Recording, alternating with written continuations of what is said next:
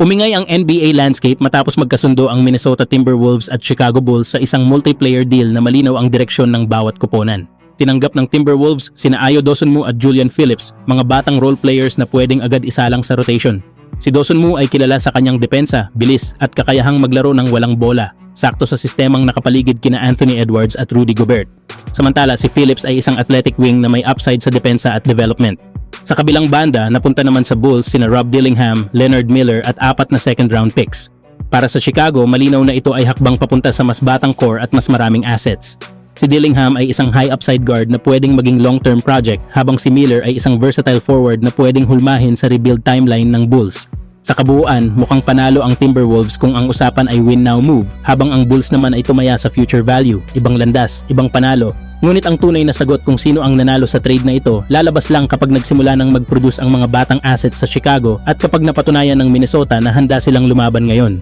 Kayong mga idol, sino ang panalo sa deal na ito? Samantala, mukhang nasa rebuilding mode na ang Clippers. Lalong pinagtibay ito matapos i-trade ng Los Angeles Clippers ang kanilang pangunahing sentro na si Ivica Zubac papunta sa Indiana Pacers sa isang malaking deal na malinaw na nakatuon sa hinaharap. Sa trade na ito, nakuha ng Pacers sina Ivica Zubac at Kobe Brown, habang kapalit naman ng Clippers sina Benedict Mathurin, Isaiah Jackson, 2 first-round picks at isang second-round pick. Para sa Indiana, malinaw ang target, isang solid at reliable na big man sa katauhan ni Zubac na swak sa kanilang batang core at playoff push. Samantala, sa panig ng Clippers, tila senyales ito ng mas malaking pagbabago. Ang pagbitaw kay Zubac, isang haligi ng kanilang frontcourt sa mga nakaraang taon, ay indikasyon na mas pinapahalagahan na nila ngayon ang assets at draft capital kaysa sa agarang kompetisyon. Kasabay nito, mas lalong umiigting ang usap-usapan na nalalapit na rin ang oras ni Kawhi Leonard sa Clippers, lalo na kung tuluyan na silang lilihis sa win now mode.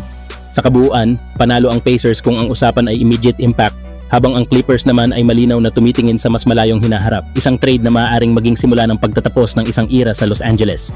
Samantala, bago magsara ang trade deadline, gumawa ng tahimik pero mahalagang galaw ang Los Angeles Lakers matapos kunin si Luke Kennard mula sa Atlanta Hawks kapalit ni Gabe Vincent at isang 2032 second-round pick. Hindi na kailangan ng Lakers ng isa pang ball handler dahil hawak na nila sila Luka Doncic, LeBron James at Austin Reeves ang playmaking.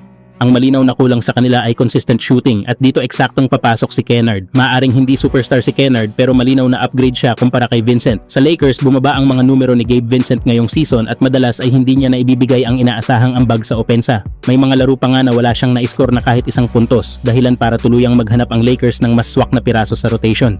Si Kennard naman, na isa sa pinakamapanganib na shooters sa liga ngayong season, ay nagbibigay ng agarang banta sa tres. Kahit hindi siya humawak ng bola ng matagal, sapat na ang presensya niya para pilitin ang depensa na manatiling dikit sa kanya, bagay na magbubukas ng mas maraming driving lanes para kina Luka at LeBron. Para naman sa Atlanta Hawks, practical ang naging desisyon nila. Nasa rebuilding phase ang koponan at mas pinili nilang gawing asset ang isang expiring contract kapalit ng second-round pick at flexibility sa roster. Hindi man flashy ang balik, may halaga pa rin ito para sa kanilang long-term plan. Sa kabuuan, panalo ang Lakers sa fit at immediate impact, habang ang Hawks naman ay kumuha ng asset para sa hinaharap. Isang trade na simple pero malinaw ang direksyon at pangangailangan para sa dalawang koponan. Kayo mga idol, ano ang masasabi nyo sa galaw na ito ng Lakers? They have a true point guard, but they think the Goodwin, they're anxious to see how he can play tonight. Devin Booker really handled the ball a lot. There's a turnover. Vincent and Gordon's going to let him sail in. Crafty guy, great footwork inside, great shot fakes. He gets Hernan Gomez up. We get the Warriors. Good to see here is Kennard. Nice throw ahead, and this is one-on-one.